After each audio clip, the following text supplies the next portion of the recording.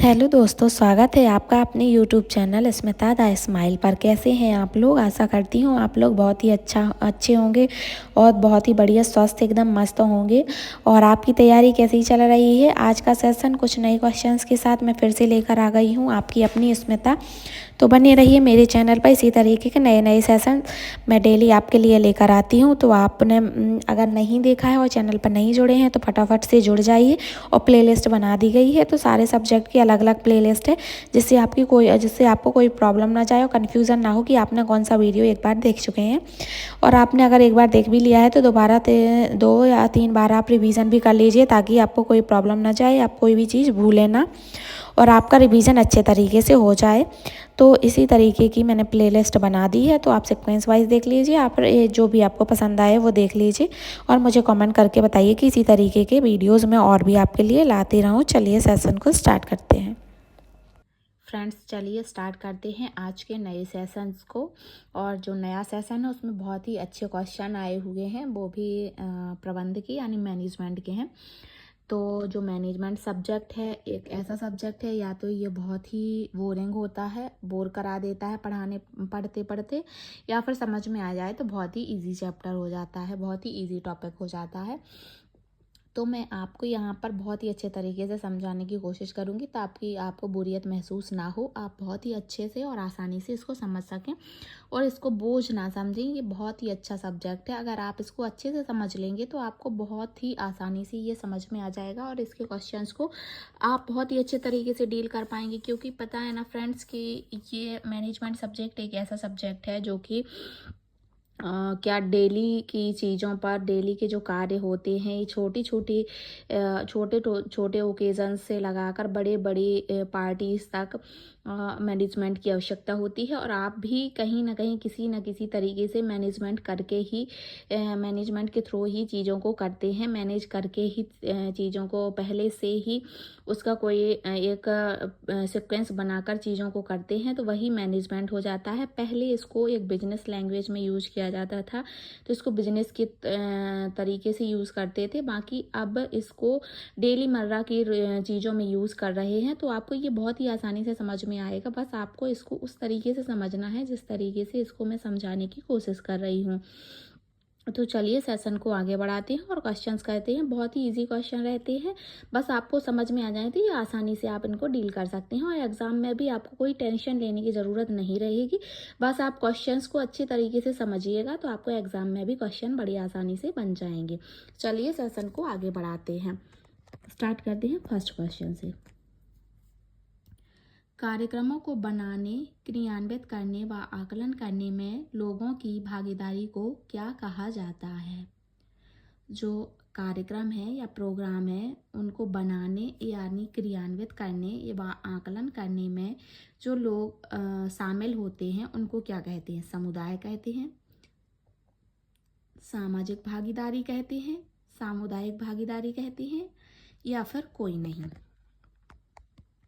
तो जो कोई प्रोग्राम भी जो करते हैं उसमें कोई एक लोग तो इन्वॉल्व नहीं रहता है, उसमें कई सारे लोग होते हैं, कई समुदाय शामिल हो जाते हैं बड़े बड़े कार्यक्रमों में, तो उसको सामुदायिक भागीदारी कहा जाएगा।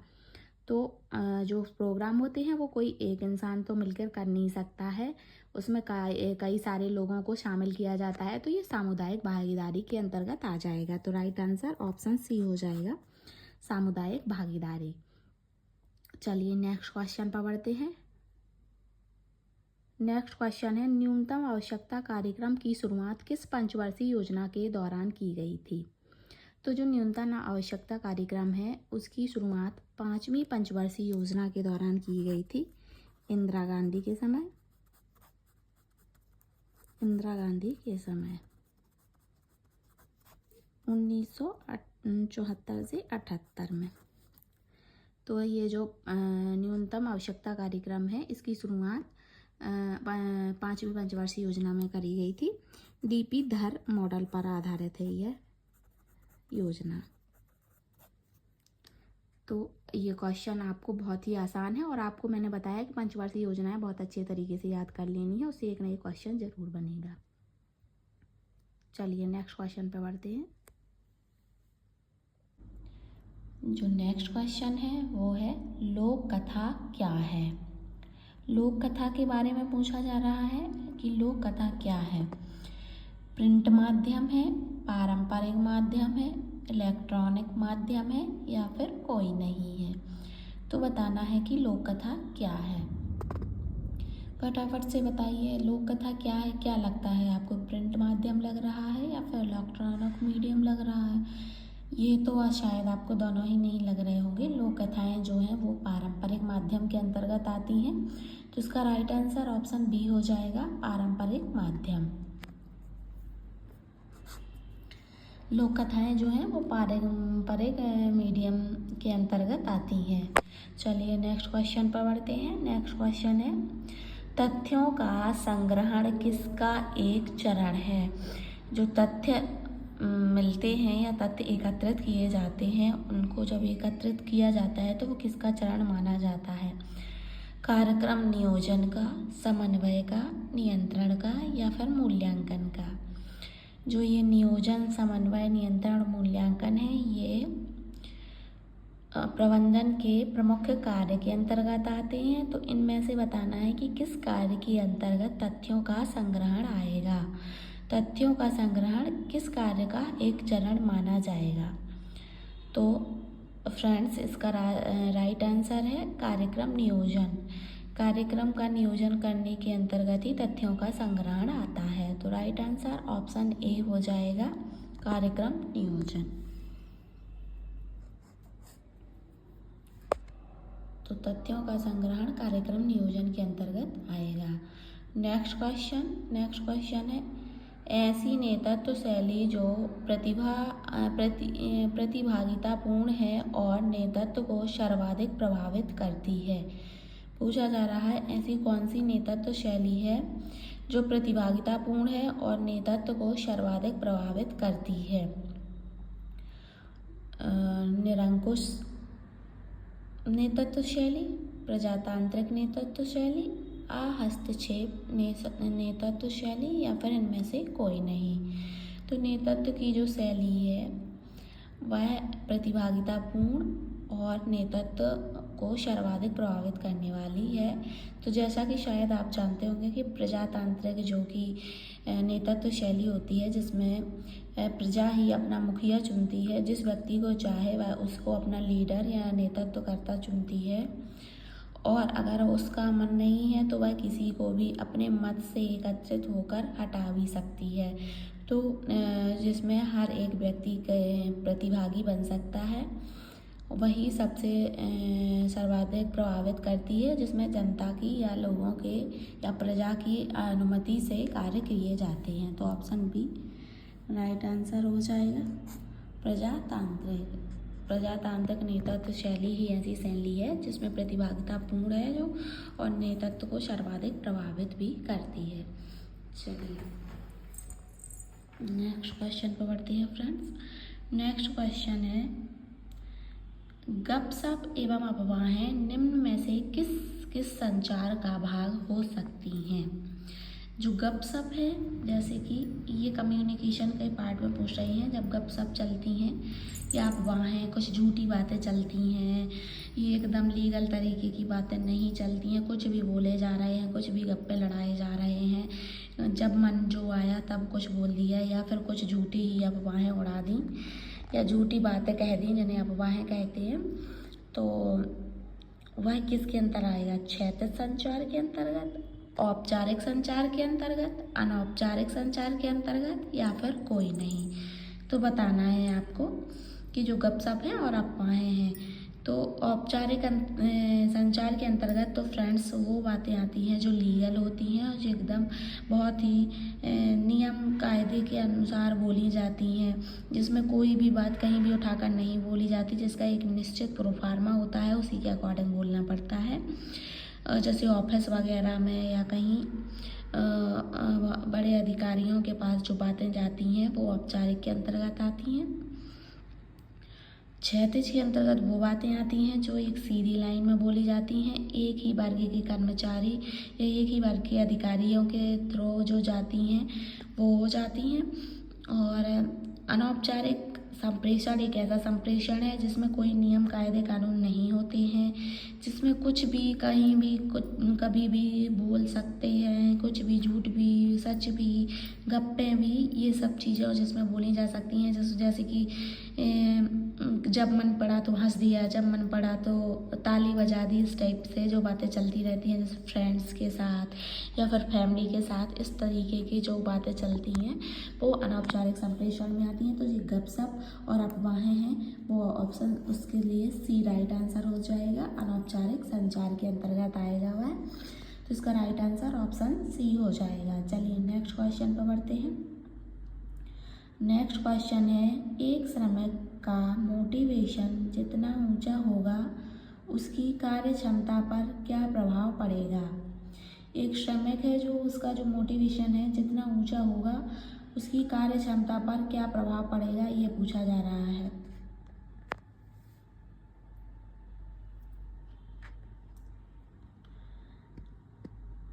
तो जैसे कि कोई श्रमिक या मजदूर है, उसको कार्य के लिए ज़्यादा अप्रिशिएट किया जाता है, उसको मनोबल बढ़ाने के लिए तरह तरह के गिफ्ट दिए जाते हैं या उसे बार बार बोला जाता है कि आप बहुत अच्छा, बहुत बढ़िया कार्य कर रहे हैं, आप बहुत अच्छे तरीके से कार्य कर रहे हैं।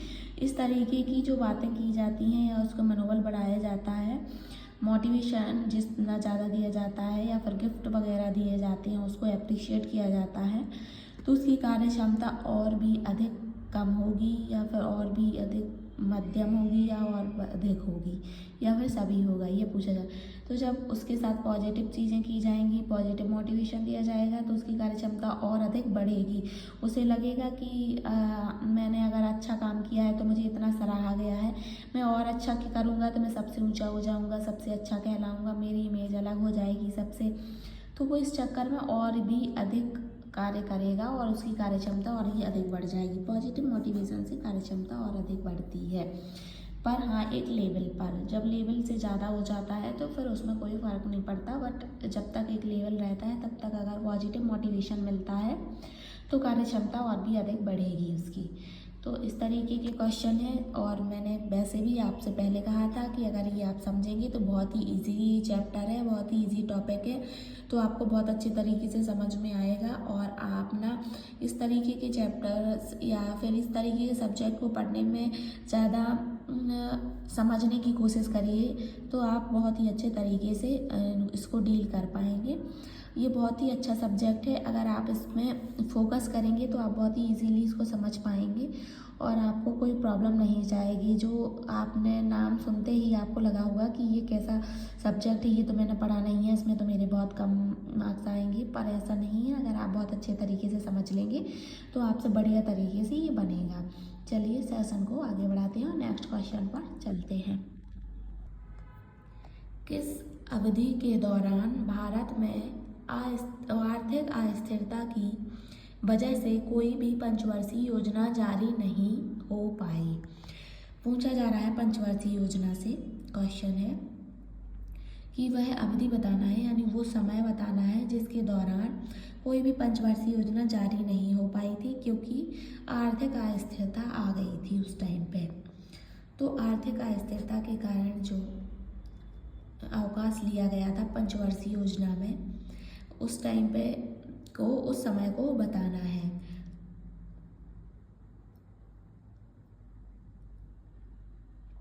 तो कब आया था आर्थिक अस्थिरता, कब आई थी? 1982 से 84 के टाइम पर, 1989 से 91 के टाइम पर, 1999 से 2001 के टाइम पर, या फिर कोई नहीं, यानी ये समय सही नहीं है, कोई और समय तो बताना है। जो पंचवर्षीय योजनाएं हैं ना फ्रेंड्स, वो उसमें जो आपातकाल यानी बोल लें तो वो कब लगा था आर्थिक अस्थिरता के कारण? 1982 से 84 में, या फिर 89 से 91 में, या फिर 99 से 2001 में। तो जो फ्रेंड्स 89 से 91 में उस टाइम पे कोई पंचवर्षीय योजना नहीं लागू की गई थी, क्योंकि उस टाइम पर आर्थिक अस्थिरता थी, तो पंचवर्षीय योजना जारी नहीं हो पाई थी। तो ये समय है 1989 से 91 का पीरियड। चलिए इसका राइट आंसर ऑप्शन बी हो जाएगा। नेक्स्ट क्वेश्चन पे बढ़ते हैं। नेक्स्ट क्वेश्चन है, एक ही पूर्वज से होने वाली उत्पत्ति क्या कहलाती है? जहाँ एक ही पूर्वज से उत्पन्न, जैसे उनके पुत्र, फिर उनके पुत्र के पुत्र, फिर उनके पुत्र, चाचा के बच्चे, जो एक ही पूर्वज से, जहाँ उनका लास्ट में जाकर पूर्वज एक ही होता है, तो ऐसे लोगों को पूछा जा रहा है कि क्या कहेंगे? विसंगोत्रता, संगोत्रता, असंगति या फिर उपरोक्त सभी। तो बताना है जिनके दादाजी और दादाजी के भी पिताजी और जैसे कि लास्ट में जो पूर्वज हैं वो एक ही हैं, उसके बाद उनकी शाखाएं फैली गई हैं, जैसे कि दादाजी के 2 पुत्र हुए, फिर उनके 2 पुत्र, यानी ऐसे 4 घर हो गए, अलग अलग शाखाएं हो गई। तो इनके बारे में पूछा जा रहा है कि क्या कहेंगे? तो इनको कहेंगे फ्रेंड्स संगोत्रता। एक ही गोत्र रहेगा इनका, क्योंकि वो एक ही पूर्वज से जन्मे हैं, तो गोत्र उनका समान रहेगा, तो समगोत्रता इसका राइट आंसर हो जाएगा ऑप्शन बी। नेक्स्ट क्वेश्चन पर बढ़ते हैं। सामान्य भाषा किस सामाजिक समूह का कारक होती है? कौन से समूह में एक सामान्य भाषा बोली जाती है? परिवार में, ऑफिस में, क्लब में या राजनीतिक समूह में?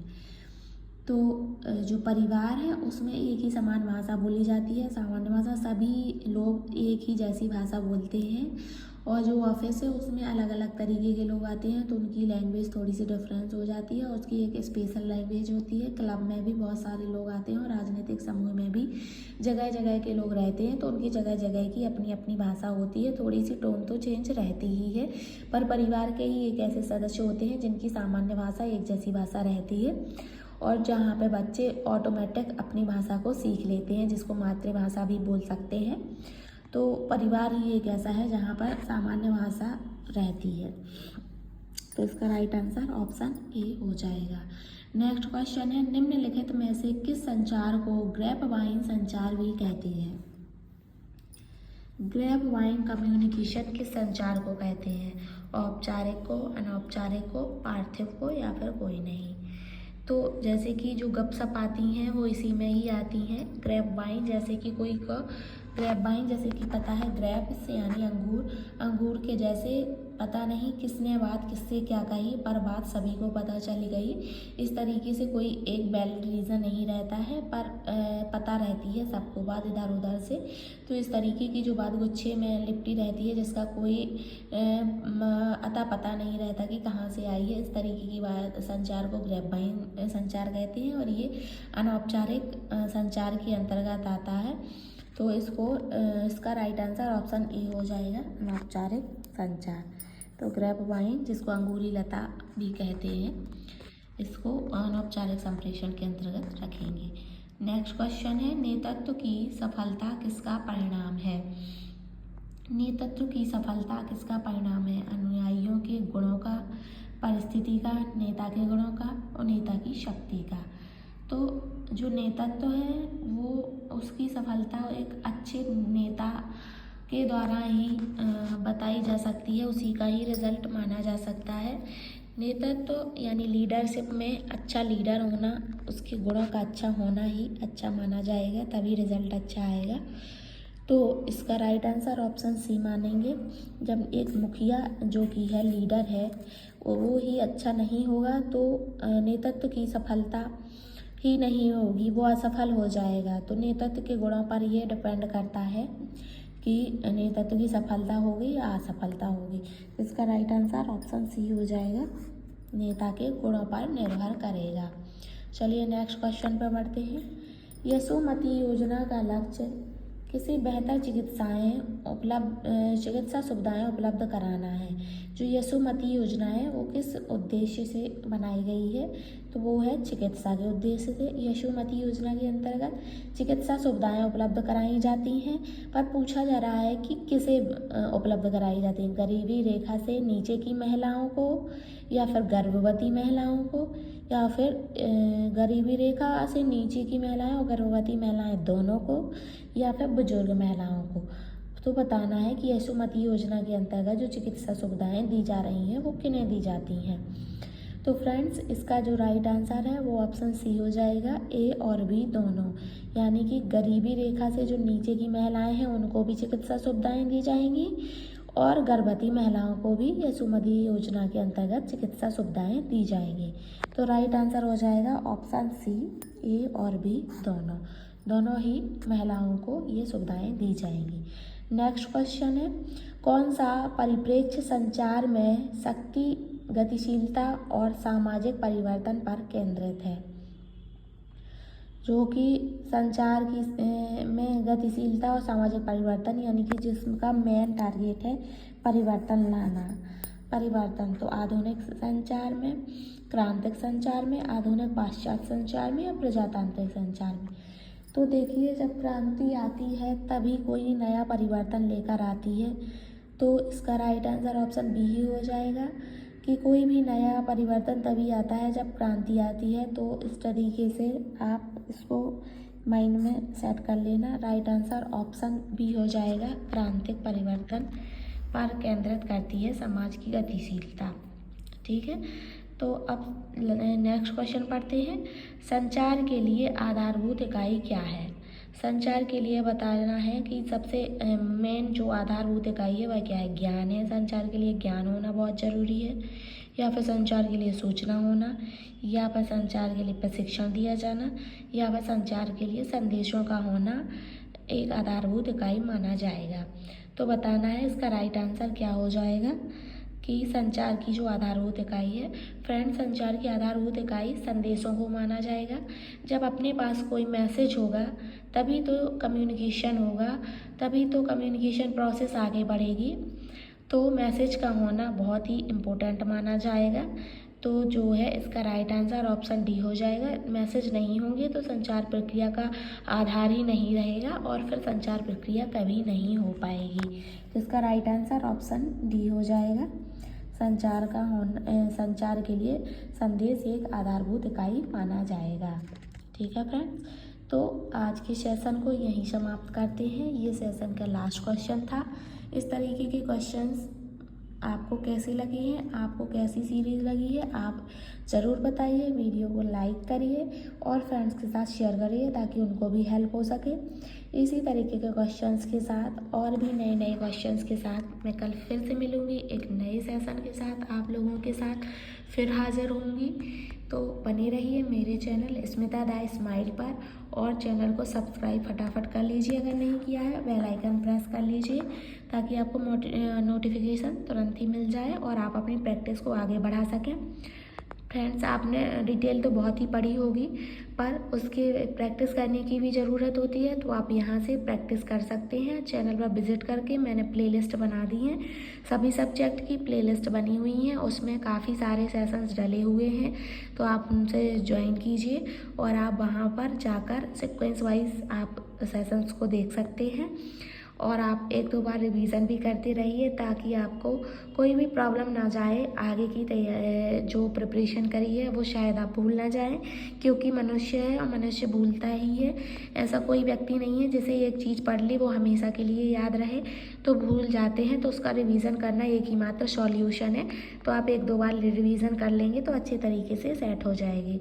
चलिए चलते हैं, मिलते हैं नेक्स्ट वीडियो में। Thank you for watching. PDF के लिए मैंने फ़ोटोज़ ये ज्वाइन कर दी हैं, तो आप इसकी हार्ड कॉपी निकलवा लेना। और हार्ड कॉपी से बहुत अच्छा रिवीजन होता है, तो आप इसी से अपना रिवीजन करिए।